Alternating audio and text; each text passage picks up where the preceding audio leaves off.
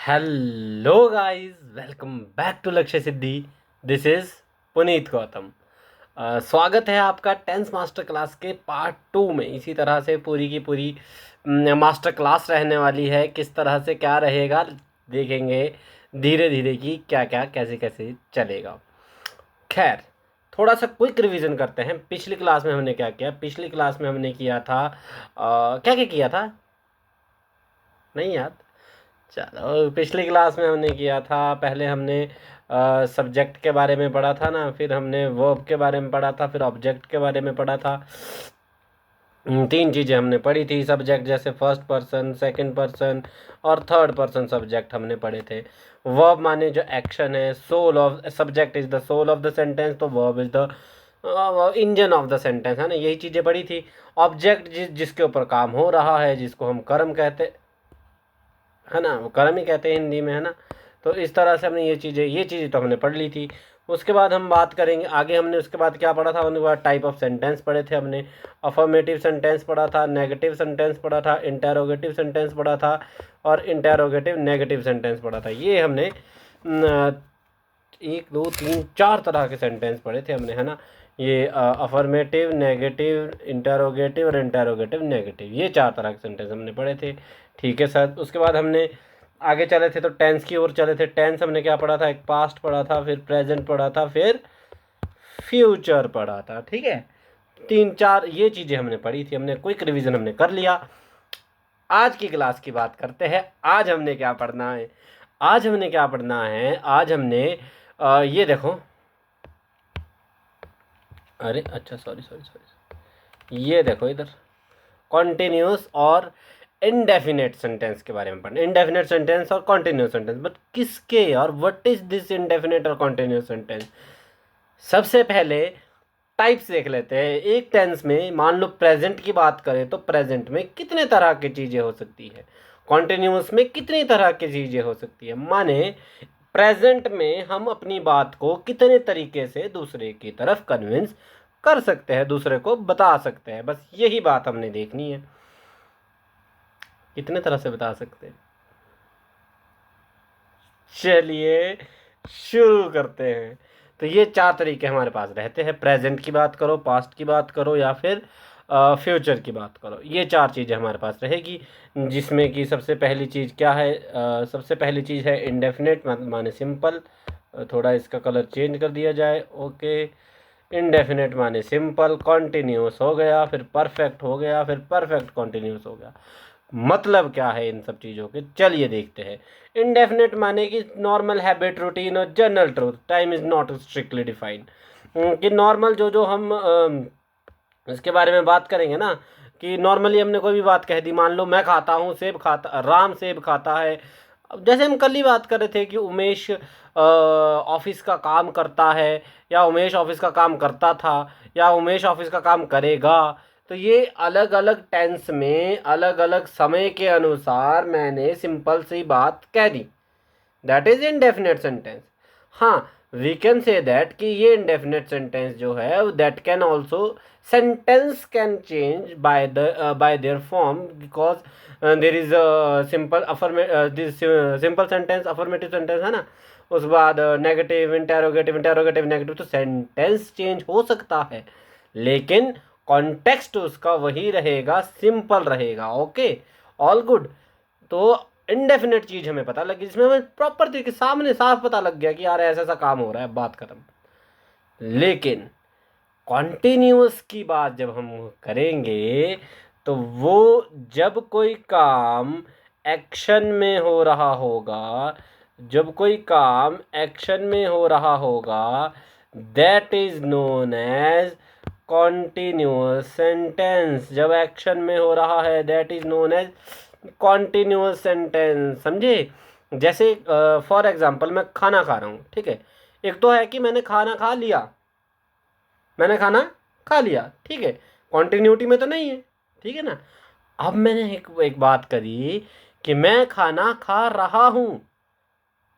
जहां पे ही ये रहा है, रहा था, रहा होगा, ये रहा शब्द आ जाएगा, दैट मीन्स हम पहचान लेंगे कि इसके ऊपर तो कॉन्टिन्यूअस वाला ही ऑपरेशन होगा भाई, ठीक है।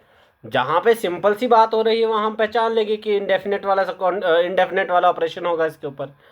जहाँ पर भी हिंदी का वाक्य, हिंदी का सेंटेंस रहा है, रहा था, रहा होगा, तीनों क्यों मैंने लिए, बिकॉज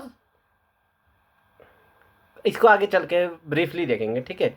तो जहाँ पर कॉन्टिन्यूस किसी एक्शन के लगातार काम होने के बारे में पता लगे, that is known as continuous sentence of tense, है ना। That can be past, that can be present, that can be future, ठीक है।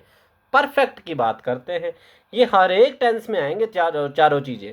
तो इसीलिए चारों को समझना ज़्यादा ज़रूरी है ताकि आगे आने वाले समय में हमें इजी हो जाए आगे क्वेश्चन करने के लिए, ठीक है। अच्छा, एक और इन्फॉर्मेटिव चीज़ क्वेश्चन से याद आया, अब जितना भी मैं पढ़ाऊँगा ना, आप मेरा टेलीग्राम चैनल ज़रूर ज्वाइन कर लीजिएगा। मैंने इस वीडियो के लिंक डिस्क्रिप्शन में लिंक डाल दिया है टेलीग्राम चैनल का। और क्योंकि मेरी अभी इतनी ज़्यादा वायरल तो नहीं हुई होगी वीडियो, तो ज़्यादातर लोग व्हाट्सएप वाले ही देख रहे होंगे ज़्यादातर लोग। तो मैंने अपने व्हाट्सएप पर भी स्टेटस में लगाया है, टेलीग्राम चैनल को ज़रूर उस ज्वाइन कर लीजिए, क्योंकि इसकी सारी वर्कशीट, सारे प्रैक्टिस वर्क जो है मैं वहाँ पर भेजूँगा टेलीग्राम चैनल पे, और वहाँ से जो है इजी हो जाएगा बार बार प्रैक्टिस करने पे, क्योंकि करत करत अभ्यास गए जड़मति हो तो सुजान। तो इंडेफिनेट हमारा क्लियर, कॉन्टिन्यूस हमारा clear. Next move forward to perfect. देखो सिंपल मैंने लिखा है, action that have just been completed और फिनिश्ड परफेक्टली। जो काम आपने कर लिया, जो काम हो चुका, दैट इज परफेक्ट टेंस। हमेशा सेंटेंस के एंड में चुका शब्द, लिया शब्द या दिया शब्द आएगा। फॉर एग्जाम्पल, मैंने उसे सामान दे दिया, खत्म, परफेक्ट, काम हो चुका है। मैंने खाना खा लिया, काम हो चुका है। या फिर मैं खाना खा चुका हूँ, ये शब्द अच्छा, मेन बात मैं बार बार कह रहा हूँ, ये सारे शब्द मैं हिंदी के आपको बता रहा हूँ। क्यों? क्योंकि जब आप इसको कन्वर्ट करोगे फिर आपको पता होना चाहिए किस वाक्य में कौन सा ऑपरेशन लगेगा, कौन से टेंस का ऑपरेशन लगेगा। इसलिए मैं आपको इस तरीके से हिंदी में कन्वर्ट बता रहा हूँ, क्योंकि हिंदी से इंग्लिश को कन्वर्ट करना है ना, दैट्स वाई। तो हमारा इंडेफिनेट हो गया, कॉन्टिन्यूस हो गया, परफेक्ट हो गया। Now let's move forward to perfect continuous. Perfect continuous क्या है? जब हम कोई काम शुरू तो कर देते हैं, पर उसका मतलब वो कंटिन्यू चला हुआ है, वो काम खत्म नहीं हुआ है, वो कंटिन्यू चला हुआ है। अब अच्छा, that rely as per the tense, as per the time period. हो सकता है प्रेजेंट की बात हो रही है, हो सकता है पास्ट की बात हो रही है, हो सकता है फ्यूचर की बात हो रही है। तो इतना तो क्लियर हो गया ना। तो four branches of every tense के बारे में हमें पता लग गया। कौन कौन सी 4 ब्रांचेज होती है हर एक टेंस में? एक इंडेफिनेट होती है, एक कॉन्टिन्यूस होती है, then we have perfect, then we have perfect continuous. यही 4 चीज़ों के बारे में हम पढ़ेंगे। यही अगर 4, जैसे 3 टेंस थे, एक एक टेंस में कितनी 4 चीज़ें आएगी। तो 3 टेंस में टोटल 12 चीज़ें आ गई हमारे पास, ठीक है। उसी को हम अपने आगे आने वाली 6 क्लासेज में ख़त्म कर देंगे। और इनसे रिलेटेड जो वर्कशीट्स है वो टेलीग्राम चैनल पे मिलेगी। So please join my Telegram channel from the description, from the link mention in the description, ठीक है। आगे चलते हैं जी। तो ये 4 ब्रांचेज हमारी क्लियर। आइए अब चलते हैं प्रॉपर एक ब्रांच की तरफ, प्रॉपर कन्वर्ट करने की तरफ, जहां हम एक हिंदी से इंग्लिश में कन्वर्ट करेंगे, प्रॉपर रूल के साथ, प्रॉपर स्ट्रक्चर के साथ, ठीक है। तो अच्छा, मेन बात है स्ट्रक्चर को ध्यान से समझिएगा। अब देखिएगा उस सब्जेक्ट, एक सेकेंड, अब देखिएगा वो सब्जेक्ट के 3 पर्सन कहाँ काम आए, first person, second person, third person. अब देखिएगा सब्जेक्ट का सिंगुलर और प्लूरल होना कहाँ काम आया। अब देखिएगा वर्ब कैसे काम आई। अब देखिएगा ऑब्जेक्ट कैसे काम आया, ठीक है। चले पक्का? तो ये है जी फर्स्ट प्रेजेंट इंडेफिनेट टेंस। मैं इसको यहाँ रख देता हूँ, यहाँ, अरे यहाँ, बस, ओके, ऑल गुड, अरे मज़ा आ गया। खैर चलते आगे। अच्छा देखो, प्रेजेंट इंडेफिनिट की टेंस की बात जब हम करेंगे तो प्रेजेंट इंडेफिनिट टेंस में क्या होगा कि जो सेंटेंस ख़त्म होगा ना वो हमेशा इन इन वर्ड्स पे ख़त्म होगा। ता है, ती है, ते है, ता हूँ। क्या क्या कहा मैंने एक बार और? ता है, ते है, ते, अच्छा ता है, ती है, ते हैं, ता हूँ। मैं ये क्या बात कर रहा हूँ, क्योंकि कोई भी हमारे पास हिंदी का वाक्य होगा। फॉर एग्ज़ाम्पल अगर हमारे पास एक वाक्य है कि मैं खाना खाता हूँ, ता हूँ, लास्ट में क्या आया? ता हूँ। और ये जो ये वर्ड्स मैंने बताए ये हमेशा क्रिया के अंत में आएंगे, जो काम हो रहा होगा उसके अंत में आएंगे ये शब्द। फॉर एग्ज़ाम्पल एक और ले लेते हैं, मैं फुटबॉल खेलता हूँ माने प्रेजेंट इंडेफिनिट टेंस। एक और एग्जांपल ले लेते हैं, उमेश खाना खाता है, ता है माने प्रेजेंट इंडेफिनिट टेंस। एक और एग्जांपल ले लेते हैं, हम क्रिकेट खेलते हैं, माने प्रेजेंट इंडेफिनिट टेंस। एक और एग्जांपल ले लेते हैं, एक और एग्जांपल क्या ले, मोनिका दूध पीती है, तो ती है प्रेजेंट इंडेफिनिट टेंस। इस तरह से प्रेजेंट इंडेफिनिट टेंस की पहचान कैसे होगी ये हम सभी को पता लग गई। और चलिए शुरू करते हैं इसमें कि इसके स्ट्रक्चर कैसा होगा। खैर अभी थोड़ा सा इसका जो है थोड़े एग्जाम्पल यहाँ देख लीजिए आप। डेली रूटीन की अगर हम बात करें तो मैं सुबह जल्दी उठता हूँ, डेली रूटीन में उठता हूँ, लेकिन हमने तो एंड के दो वर्ड देखने हैं। ता हूँ आ गया, माने प्रेजेंट डेफिनेट टेंस का ये स्ट्रक्चर है। यहाँ पे आ गया वह चाय पीता है, ता है आ गया। हमने पूरा सेंटेंस तो देखना ही नहीं है, हमने लास्ट के सिर्फ वही वर्ड देखने हैं कि ता है, ती है, ते है, ता हूँ, ये आ रहा है या नहीं आ रहा है। अगर ये आ रहा है दैट मीन्स ये है प्रेजेंट इंडेफिनिट टेंस। इसको पहचानना क्यों जरूरी है, क्योंकि जब हम कन्वर्ट करेंगे हिंदी से इंग्लिश में तो कौन से स्ट्रक्चर के थ्रू कन्वर्ट करेंगे उसको जानने के लिए हमें ये पहचान होनी बहुत ज़रूरी है। ठीक है, जैसे सूर्य पूर्व से उगता है, ता है आ गया माने प्रेजेंट इंडेफिनिट टेंस। ठीक है, आगे चलते हैं जी।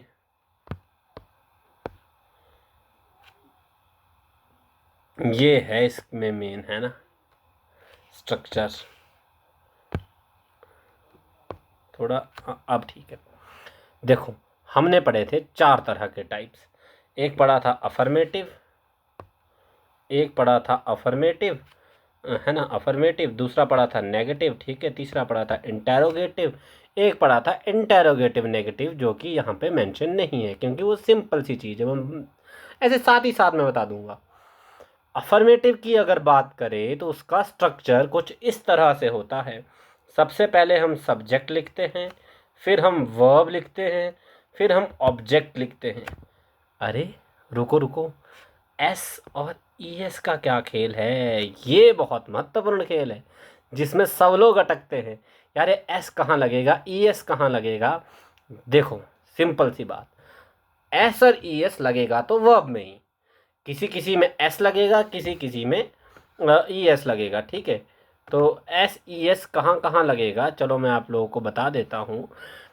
देखो पहले तो ये वर्ब में लगेगा, सिंपल सी बात। ठीक है, जैसे रीड का रीड्स हो जाएगा, पढ़ना ना, पढ़ने को इंग्लिश में रीड कहते हैं तो रीड का रीड्स हो जाएगा। खेलना, खेलने को इंग्लिश में प्ले कहते हैं, प्ले का प्लेज हो जाएगा।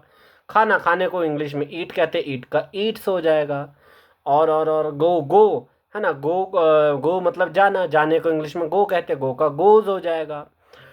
बट कहाँ होगा, दैट इज इम्पॉर्टेंट थिंग, कहाँ होगा?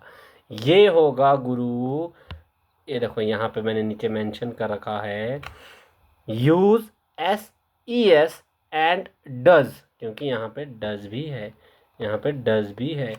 एस ई एस और डज कहाँ कहाँ यूज होगा? एक तो सब्जेक्ट हमारा थर्ड पर्सन हो, दूसरा वो सब्जेक्ट सिंगुलर हो। क्या हो? एक तो सब्जेक्ट हमारा थर्ड पर्सन हो और दूसरा जो सब्जेक्ट है वो क्या हो, सिंगुलर हो। इतना क्लियर हो गया? यस है, यस और नो? ओके, यस जी, यस सर। अब दोबारा देखते हैं क्या बात हो रही थी। एक तो हमारा सब्जेक्ट थर्ड पर्सन में हो और दूसरा सिंगुलर हो। थर्ड पर्सन के सब्जेक्ट कौन कौन से थे? ही, शी, इट। या तो ही, शी, इट हो या नेम हो किसी का, बट वो सिंगुलर में ही होना चाहिए। किस में होना चाहिए? सिंगुलर में ही। Singular plus third person, singular plus third person, singular plus third person. Subject हमारा सिंगुलर प्लस थर्ड पर्सन होना चाहिए, तब हम वर्ब के साथ एस और ई एस का इस्तेमाल करेंगे। से यस और नो? Yes sir, okay. तो अफर्मेटिव पता लग गया। अब अगर आगे चले, अफर्मेटिव से आगे चले तो नेगेटिव। नेगेटिव में एस और ई एस नहीं लगता, वो कन्वर्ट होके डू और डज हो जाता है। एस और ई एस कन्वर्ट होके डू और डज हो जाता है। एस और ई एस डज बन जाता है, और जिसके साथ हम देखो, हमने क्या सीखा? एस, ई एस और डज ये लगेगा थर्ड पर्सन और सिंगुलर सब्जेक्ट के साथ। थर्ड पर्सन और सिंगुलर सब्जेक्ट के साथ लगेगा एस, ई एस और डज। ये हमने सीख लिया। लेकिन अगर हमारा क्या सब्जेक्ट थर्ड पर्सन और सिंगुलर ना हो तो सिंपल सी बात है, तो हम कुछ नहीं लगाएंगे। अफर्मेटिव में तो कुछ नहीं लगाएंगे। बात आती है नेगेटिव की, तो नेगेटिव में डू लगा देंगे। बात आती है इंटेरोगेटिव की, इंटेरोगेटिव में भी डू लगा देंगे।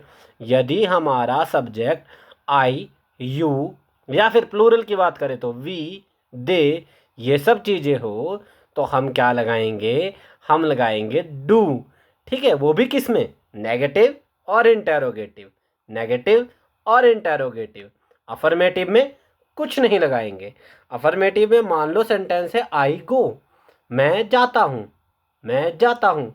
तो मैं सब्जेक्ट आ गया आई, जाता हूँ माने वर्ब आ गई, तो आई गो। अगर वैसे ही कह दे कि वह जाता है, तो वह तो कौन सा सब्जेक्ट है? थर्ड पर्सन सब्जेक्ट है जी। अच्छा, क्या सिंगुलर है? हाँ, सिंगुलर भी है, थर्ड भी है, सिंगुलर भी है, तो ही गोज। इस तरह से चलेगा। ठीक है, क्लियर हुआ रूल? आई गेस तो क्लियर हो गया होगा। तो सामने स्ट्रक्चर है हमारे। अफर्मेटिव में क्या होगा? पहले सब्जेक्ट आ जाएगा, फिर वर्ब आ जाएगी, फिर एस ई एस का हमने क्लियर कर लिया, फिर ऑब्जेक्ट आ जाएगा। अब वैसे ही अगर नेगेटिव की बात करें तो सब्जेक्ट के बाद सीधा डू और डज आएगा।